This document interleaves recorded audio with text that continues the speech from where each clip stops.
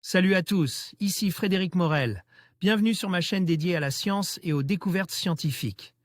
Si vous êtes passionné par l'exploration de notre univers et les avancées scientifiques, pensez à vous abonner. Aujourd'hui, on plonge dans un sujet fascinant qui repousse les limites de notre compréhension. Bonjour Allons-y. à tous. Dans cette vidéo, je vais vous parler des doses de rayonnement auxquelles ont été exposés les astronautes mannequins lors de la mission Artemis. Nous allons explorer les différents types de rayonnement auxquels ces mannequins ont été soumis et ce que cela signifie pour les futures missions habitées. Je vais également vous expliquer comment ces données sont cruciales pour assurer la sécurité des astronautes dans l'espace. Restez avec moi pour découvrir les details fascinants de cette mission historique. L'Agence spatiale européenne a révélé les résultats d'une étude sur l'exposition des astronautes aux rayonnements spatiaux lors de la mission Artemis, qui a eu lieu en 2022. Pour l'ESA et la NASA, il s'agissait de mesurer les doses de différentes formes de rayonnement qui pourraient avoir des effets nocifs sur la santé des astronautes. Au fur et à mesure que la durée des missions humaines dans l'espace et sur la Lune s'allongera, les astronautes seront de plus en plus exposés, au-delà des ceintures de Van Allen, aux particules provenant du vent solaire et aux radiations cosmiques. Il est donc primordial de mieux appréhender cet environnement radiatif et ses effets sur la physiologie humaine afin de minimiser les risques potentiels pour la santé des astronautes. Dans ce contexte, l'Agence spatiale européenne, ESA, la NASA et le Centre aérospatial allemand DLR ont mené une étude à bord du véhicule spatial Orion de la NASA lors de la mission Artemis réalisée en novembre et décembre 2022. Plusieurs capteurs de rayonnement et dosimètres mobiles ont été installés à l'intérieur du véhicule, dont certains au sein des mannequins européens Helga et Zohar, lors de ce vol de démonstration. Les dosimètres utilisés reposent sur une technologie déjà éprouvée à bord de la Station spatiale internationale, par des astronautes européens.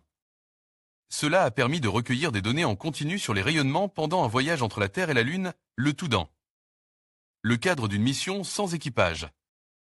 L'équipe de recherche de l'ESA, du DLR et de la NASA a publié aujourd'hui les premières conclusions de ces mesures dans la revue scientifique Nature. Les résultats obtenus lors d'Artemis y contribueront à affiner les stratégies de protection des astronautes et à garantir leur sécurité lors des futures missions. Les mannequins Helga et Zohar qui ont volé à bord d'Artemis et sur lesquels étaient installés des dosimètres et des capteurs de rayonnement. Et sa validation des choix de conception du blindage d'Orion. Un premier enseignement majeur de cette étude est que l'exposition au rayonnement au sein du vaisseau spatial varie considérablement selon l'emplacement des détecteurs. Les zones les mieux protégées offrent jusqu'à 4 fois plus de sécurité que les zones les moins protégées, confirmant ainsi l'efficacité du blindage du véhicule spatial Orion. Concrètement, l'exposition aux particules solaires est maintenue en des cas de 150 millisievert dans la zone la plus protégée, un seuil reconnu comme sûr pour prévenir les maladies liées au rayonnement. Il est peu probable que l'exposition au rayonnement lors des prochaines missions Artemis dépasse les limites fixées par la NASA. Pour la sécurité des astronautes et de plus, l'orientation du vaisseau a également eu un impact significatif sur l'exposition aux radiations. Un virage à 90 degrés lors du passage d'Orion à travers la ceinture de Van Allen intérieure a permis de réduire l'exposition au rayonnement de 50%, fournissant ainsi des informations précieuses pour la conception des futures missions. Enfin, des analyses complémentaires sont en cours visant à comparer l'exposition des mannequins Helga, non protégés, et Zohar, équipe d'un gilet protecteur. Ces données pourraient s'avérer cruciales pour le développement de mesures de protection efficaces contre les radiations.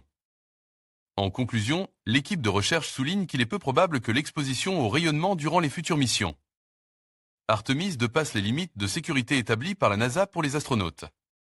Cette affirmation est corroborée par une autre équipe scientifique qui, en 2013, s'appuyant sur des données recueillies par RAD. Le détecteur de radiation du rover Curiosity sur Mars estime que les niveaux de radiation seraient acceptables lors d'un voyage vers la planète rouge. En conclusion, les astronautes mannequins d'Artemis y ont été exposés à des doses de rayonnement significatives allant jusqu'à plusieurs centaines de microsievert durant leur mission.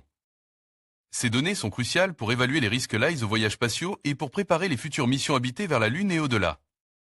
La compréhension de ces niveaux d'exposition nous aide à mieux protéger les astronautes et à garantir la sécurité des explorations spatiales à venir.